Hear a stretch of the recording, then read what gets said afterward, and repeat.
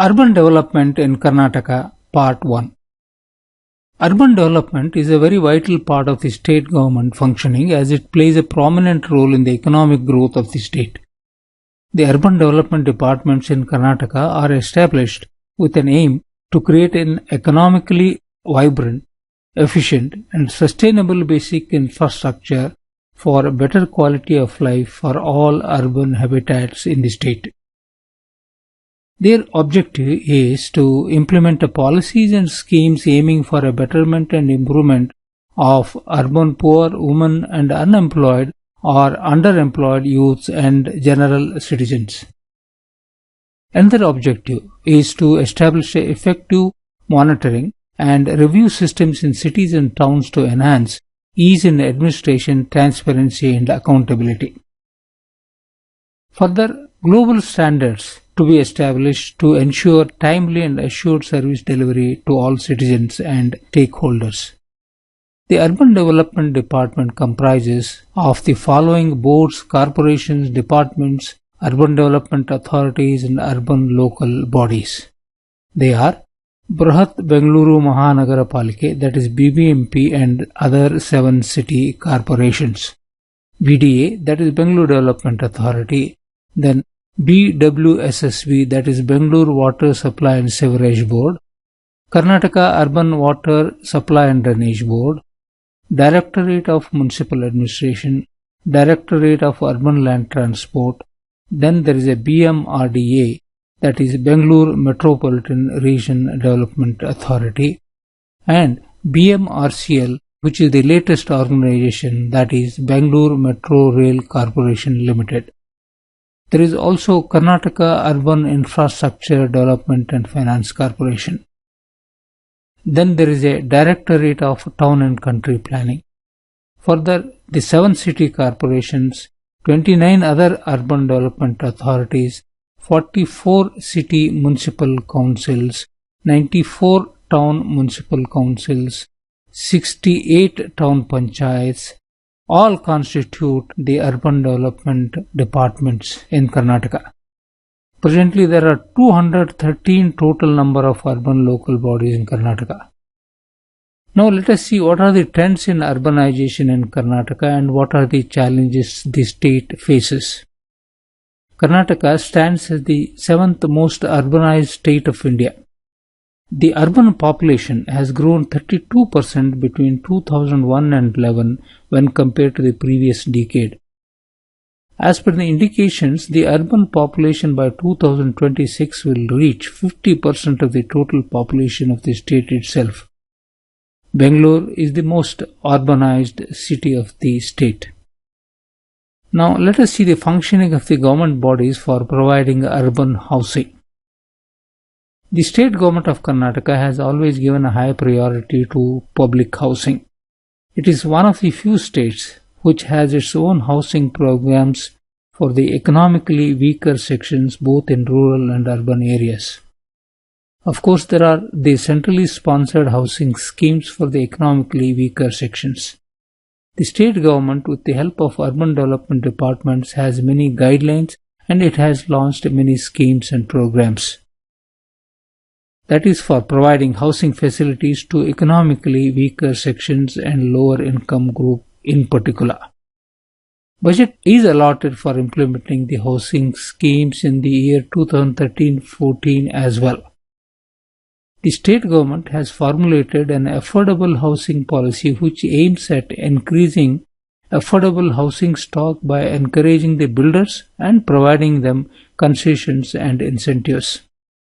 The Karnataka Housing Board caters to the housing needs of low income, middle income and high income groups as well. Then there is a Karnataka Slum Clearance Board which is responsible for the improvement of existing slums and resettlement of slum dwellers. Karnataka Housing Boards and the various housing schemes implemented by this department attempt to meet the rise in urban housing demand. Currently, the housing boards are executing the schemes approved by the government. They are 100 housing projects. This project was launched in the year 2002. The details of these projects are 93 schemes have been completed at the cost of 990 crore rupees. Out of these schemes, nearly 6,000 houses and 27,000 sites have been developed or constructed. There were 5 major schemes at the cost of 20 crore rupees which are under implementation. Then there is a Suvarna Karnataka program. In the year 2007, the state government gave approval to the board to take up 50 housing schemes at various places under the Suvarna Karnataka scheme.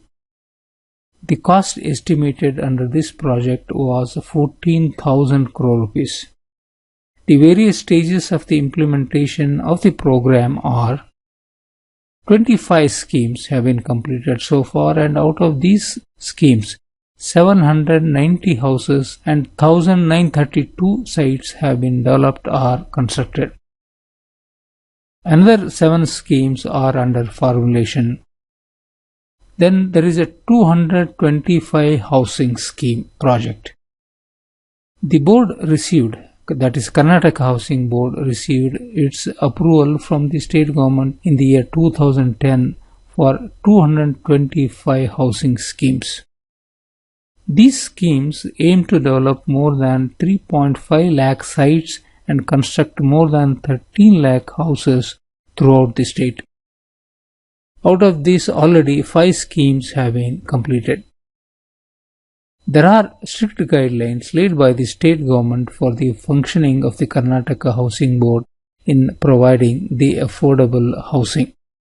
They are: minimum 50% of the houses are to be built for economically weaker section and lower income group by Karnataka Board under the affordable housing schemes. Government land shall be allotted on priority to Karnataka Housing Board. Karnataka Housing Board shall also take up economically weaker section or lower income group LIG flats on PPP model, that is private public participation model, and it will select a PPP partner by following transparent process. Karnataka Housing Board shall help cross-subsidize the land cost of the economically weaker section or lower income group LIG houses so as to bring down the cost of these categories of houses to affordable limits. Karnataka Housing Board may adopt fast-track and efficient construction technology. The Karnataka Housing Board had been successful in building around 2.6 crore houses under various housing schemes so far. The schemes on affordable housing level are Urban Ashraya Scheme. It was introduced in the year 91-92 by the state government for the urban poor. Under this scheme, a loan was provided to the beneficiaries with a limited annual income of 11,800 rupees. This limit now has been increased to 32,000 rupees. The loan amount varied between 25,000 rupees to 30,000 rupees, and it was required to be repaid by the beneficiary in 180 monthly installments. The beneficiaries were selected by the Ashraya committee headed by MLA. Then there is a Vajpayee Urban Housing Scheme. It was launched in the year 2010 and 11 by the state government. Under this scheme, cost per unit house was fixed at 2 lakh rupees, and out of this, state subsidy was 1 lakh rupee 20,000, and 30,000 was the compulsory beneficiary contribution that was required, and the rest 50,000 was from the bank loan or beneficiary contribution. The scheme was implemented in 1992-93 by the state government. Under this scheme, the sites were distributed free of cost to the poor, siteless families both in urban and rural areas. Beneficiaries whose income was less than 11,800 rupees, which is now increased to 32,000 rupees, was eligible for the benefit. In 2013 and 14, around 6,640 sites have been distributed. Then there is a Nanna Mane, that is affordable housing scheme for low income groups. This scheme was launched by the state government in the year 2010 and 11, and it aimed to provide affordable houses to the low income groups like auto drivers, film industry workers, unorganized sector workers, BD workers, Hamal, street vendors, etc. The beneficiary's annual income was limited to 1 lakh rupees per annum. The unit cost of the flat was fixed at 3.9 lakhs, 4.25 lakhs and 5.2 lakh at various floors. Now we come to the end of the essay, and the key points to remember in this essay are: urban development is the inquisitive part of the state government functioning, as it plays a prominent role in the economic growth of the entire state.